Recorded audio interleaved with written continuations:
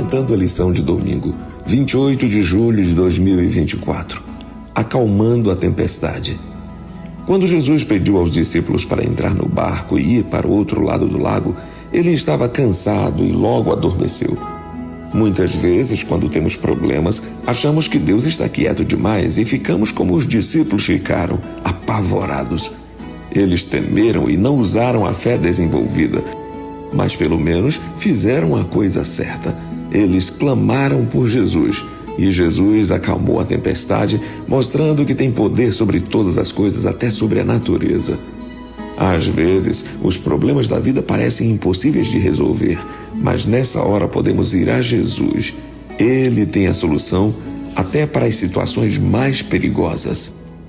Leia Marcos capítulo 4, versículo 35 a 41. O que aconteceu nessa história e que lições podemos tirar dela sobre que é Jesus? No meio do mar, uma tempestade envolveu o barco dos discípulos e eles ficaram com medo de morrer enquanto Jesus dormia. Ele foi acordado e acalmou o vento e o mar. Os discípulos ficaram surpresos com esse milagre que nos mostra o domínio de Jesus sobre a natureza, porque Ele é o Criador. Na travessia do mar, Marcos fala da presença de outros barcos, e isso demonstrava que o clima parecia tranquilo para a navegação. Todavia, Marcos reporta um abrupto advento de um grande temporal de vento com fortes ondas açoitando impiedosamente o barco. Pescadores experientes como eles eram, perceberam que a situação fugira do controle. O que parecia ser só mais um costumeiro problema climático ganhou ares de incomum dramaticidade.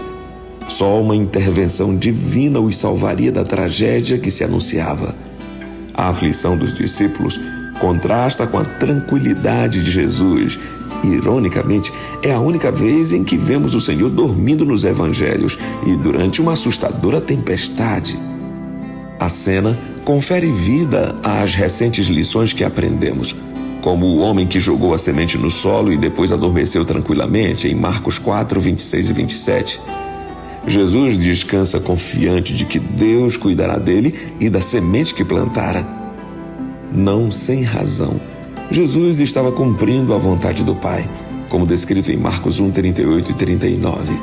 Ele não era um Jonas fugindo da ordem divina, por isso descansava confiante. Leia o Salmo 104, do verso 1 até o 9. Como a imagem de Yahvé, nesse texto, se compara a Cristo acalmando a tempestade.